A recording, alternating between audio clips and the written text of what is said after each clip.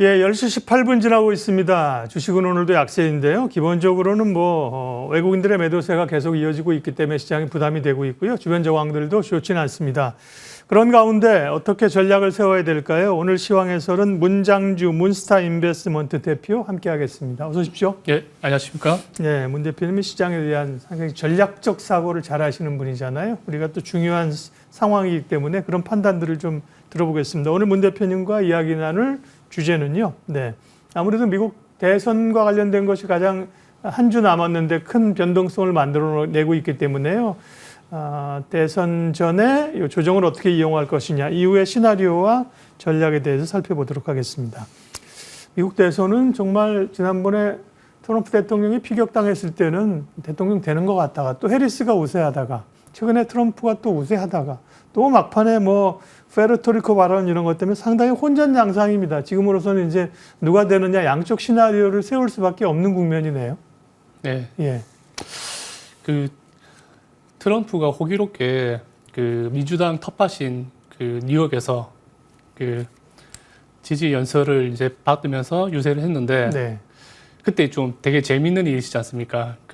찬조 나왔었던 코미디언이 푸에르토리코에 대해서 쓰레기선 발언하면서 푸에르토리코는 미국령이거든요, 사실은. 푸에르토리코 안에서는 미국에 대한 선거권은 없는데 미국 내려오면 선거권이 생기고 그렇다면서요. 그런데 예. 주로 이들이 이제 미국 내 한 300만 명 정도 되는데 스윙 스테이트라고 할 수 있는 펜실베니아하고 조지아주에 좀 많은데 지금 쓰레기선 발언 이후로 지금 푸에르토리코 신문 내에서 트럼프를 찍지 말자고 이제 그러니까요. 지금 감정이 드러나고 있으니까 이번에 아니 펜실바니아를 차지하는 자 대권을 잡으리라 아니에요.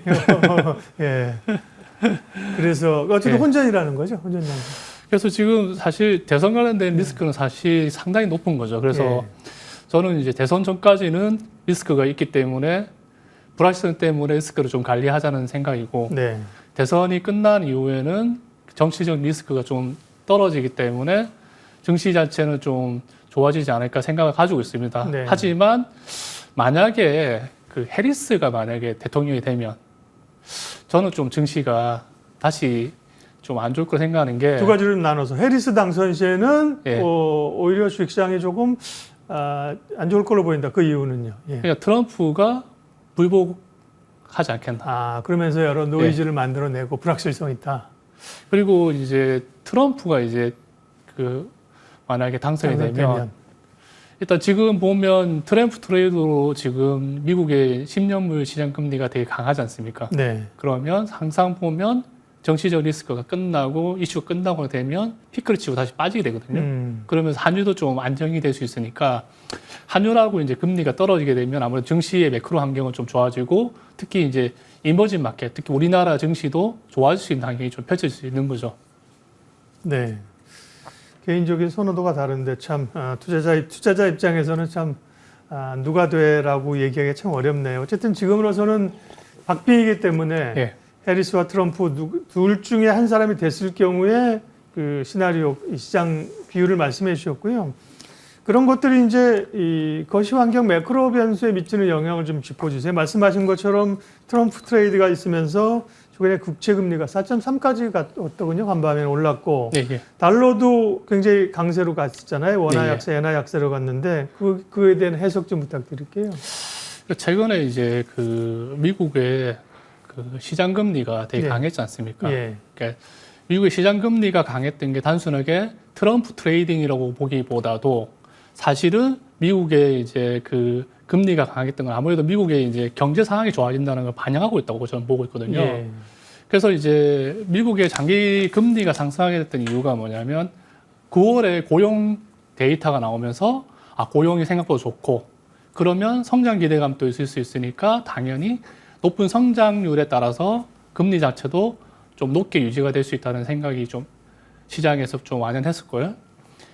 그 다음에 이제 조이투도 생각보다 좋게 나오면서 그렇죠. 예. 시장의 급격한 고용 데이터가 나타나면서 시장의 경기 침체 리스크가 나타나는 게 아니고 오히려 소프트 랜딩이라든가 오히려 로 랜딩 기대를 좀 가지게 됐던 거죠. 그래서 동시에 이제 미국의 3분기 GDP 성장률이 그 최근에 GDP 아틀란타 GDP 나우에서 3점 몇 퍼센트 계속하다가 어제 속보치가 2.8%가 나왔지 예. 않습니까? 그러니까 사실 뭐 이 정도 상황이 뭐 미국의 경제가 나쁘지는 않은 상황이잖아요. 그래서 이런 경기에 대한 연착륙 기대감이 미국의 장기 금리를 좀 상승시켰고, 그리고 이제 연준 위원회 좀 매파적 발언한 거죠. 기본적으로 릴 카시카리는 9월에 50pp를 지지한다.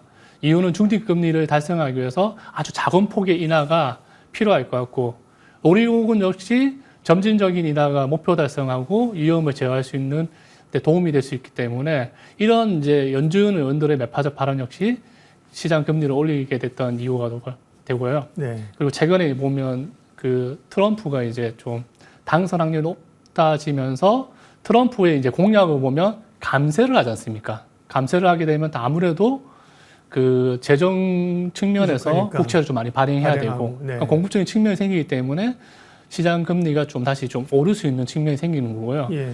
그 다음에 이제 감세를 하고 관세를 올리는 거잖아요. 고관세를 하면서 예.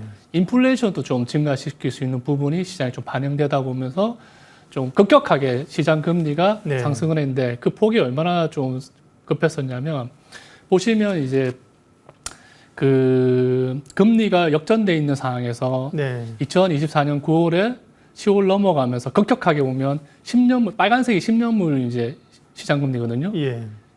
2년물은 기준금리에 따라서 움직이는 건데 2년물에 비해서 급격하게 10년물이 빠르게 올랐지 않습니까? 그리고 이 업데이트 데이터가 이틀 전에 제가 했었는데 이틀 전에 4.35까지 올랐었고 어제는 4.3% 정도 수준인데 원래는 그 장기 금리가 높은 게 정상이죠. 근데 예, 이제 예. 장단기 금리가 앞에 큰 박스가 역전된 비정상적인 상황에서 지금 어쨌든 정상적 장고 단조로 온 거잖아요. 근데 장기 중요한 금리가 거는 높은데. 이제 9월 달에 이제 50bp 피크 됐고 네. 그다음에 11월, 그다음에 12월에 25bp 이야기가 나와 있는데 사실은 뭐 25bp 연속으로 하기 위한 좀 힘든 상황이지 않습니까? 예.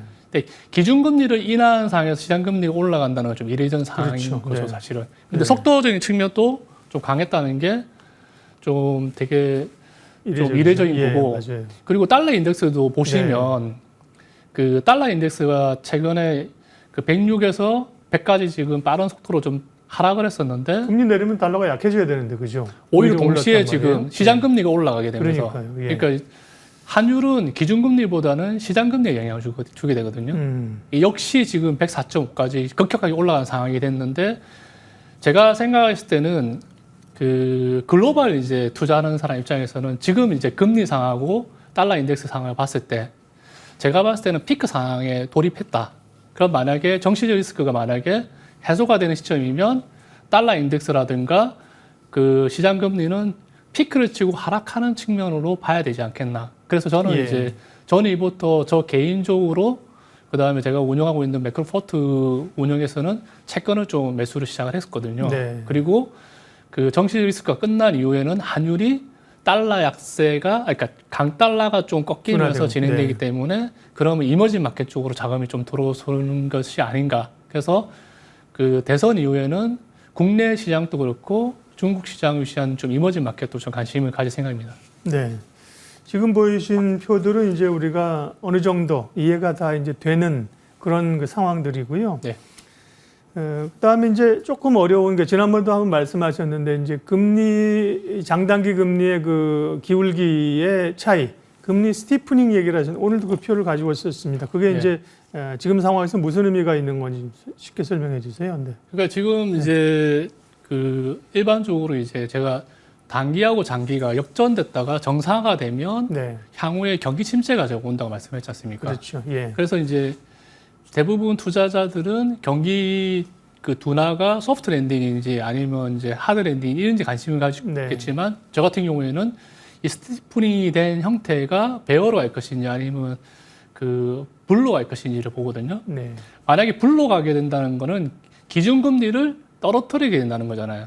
기준금리를 빠르게 떨어뜨린다는 건 미국의 경제가 상당히 안 좋을 수 있다는 측면이 있으니까 불 스티프닝이 만약에 진행된다면 주식시장은 급격한 하락세가 나올 수 있는데 네. 상대적으로 이제 베어 스티프닝이 발생된다는 거는 기준금리를 많이 못 떨어뜨린다는 거거든요. 그럼 여기 이유가 미국의 경제 상황이 생각보다 나쁘지 않다고 볼 수가 있을 때는 증시는 우호적으로 해석할 수 있고요. 근데 만약에 그 경기 상황과 상관없이 만약에 미국 상황에서는 재정 지출을 많이 해야 되고 그 재정 지출 조언을 장기 채권을 많이 공급을 하는 측면에서 물량질 차원에서 시장 금리가 만약에 올라가는 측면이 생기고 그 다음에 인플레이션을 건들게 됐을 경우에 발생될 때는 증시에 좀 부정적인 영향을 미칠 수 있는 거죠. 네. 그럼 그 그러면 중에서는 지금은 어디로 간다고 단정짓기는 어려운 건가요? 지금은 약간 반반인 거죠. 네. 왜냐하면 아까도 제가 설명을 드린 것처럼 시장 금리가 올랐던 이유가 경기 연착륙에 대한 기대가 있는 거고 네. 두 번째는 트럼프 트레이딩이 되면서 트럼프는 재정을 많이 쓰니까 장기 채권을 많이 발행할 수 있기 때문에 공급 물량이 많아지기 때문에 시장 금리 더 많이 위로 올라갔던 부분이 상존해 있는데 지금 상황에서는 증시를 바라봤을 때 저는 약간 좀 우호적인 방향으로 좀 보고 있습니다. 왜냐하면 그 과거에 95년하고 98년도에 금리 역전됐던 상황이 해소가 됐을 때도 네. 어떤 형태로 진행됐냐면 베어 스티프닝으로 진행이 됐습니다. 그래서 이 측면을 좀 볼 필요 있지만 제가 볼 때는 그래도 미국의 지금 부채 상황이 역사상 상당히 높은 상황이거든요. 네. 지금 미국의 국가 부채를 보시면 미국도 뭐 부채 경제죠, 사실. 예.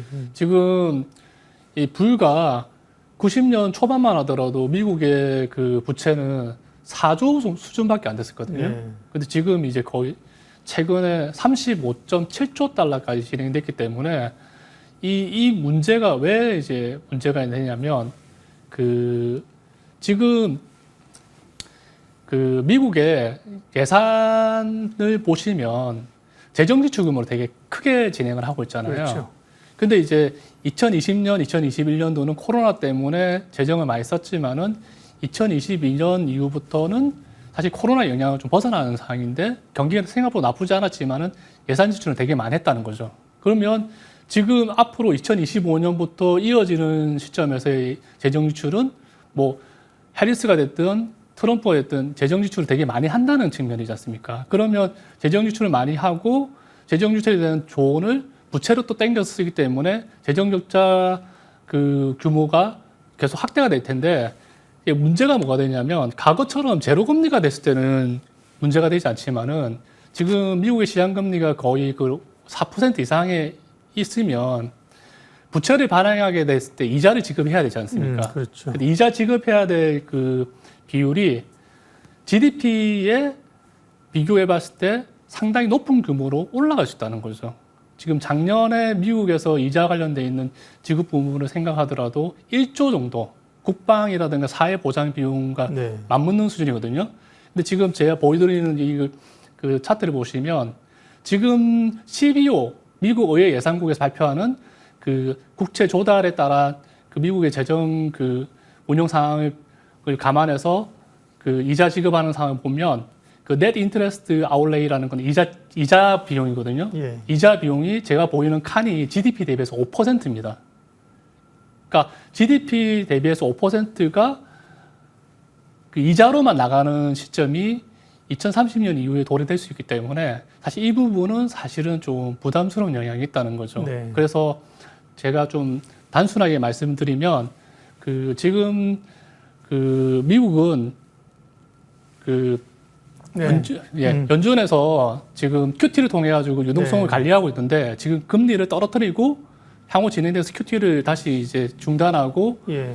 그 연준발 유동성 공급할 수 있는 상황이 되지 않습니까? 이런 상황에서는 인플레이션이 발생된 그럴 가능성도 존재할 수 있다는 거죠. 그래서 네. 다시 돌아와서 베어 스티프닝이 발생됐을 때 인플레이션이 만약에 가미가 돼가지고 시장 금리가 올라가는 상황이 그런 된다면 상황은 안 증시에 좋다. 부정적인 상황이 연출이 될 수 있고 그 상황이 내년 상반기에 발생될 수 있다는 점을 좀 감안하셨으면 예. 그 합니다. 매크로 얘기는 뭐 앞으로 또 들을 기회가 있고요. 지금 오늘은 뭐 어쨌든 대선 관련된 불확실성이 일주일여가 남아있기 때문에 관련된 얘기. 그러면 대선 전후의 시장 전략 어떻게 가져가면 좋을지 짧게 마무리해 주십시오. 저는 일단 미국 시장 금리가 4.35% 정도 수준이면 피크를 좀 오버했다 생각되거든요. 그래서 채권을 매수를 할 수가 있다. 이게 제 생각이고 네. 환율적인 측면 또 국내 환율이 1,390원을까지 갔지 않습니까? 그러면 그 강달러가 약해지면서 오히려 그 미국의 주식시장은 더 비싸기 때문에 이머징 마켓 쪽으로 자금이 돌아올 수 있는 상황을 생각하면 대선 이후에 저 같은 경우에는 이머징 국가 그리고 국내 증시에 대해서 국내 증시가 많이 또 저평가되어 있기 네. 때문에 좀 매수의 기회가 생길 수 있지 않겠나 그런 생각을 가집니다. 네. 오늘 시황해설 문장주 문스타 인베스트먼트 대표와 함께했습니다. 대표님 고맙습니다. 네, 감사합니다.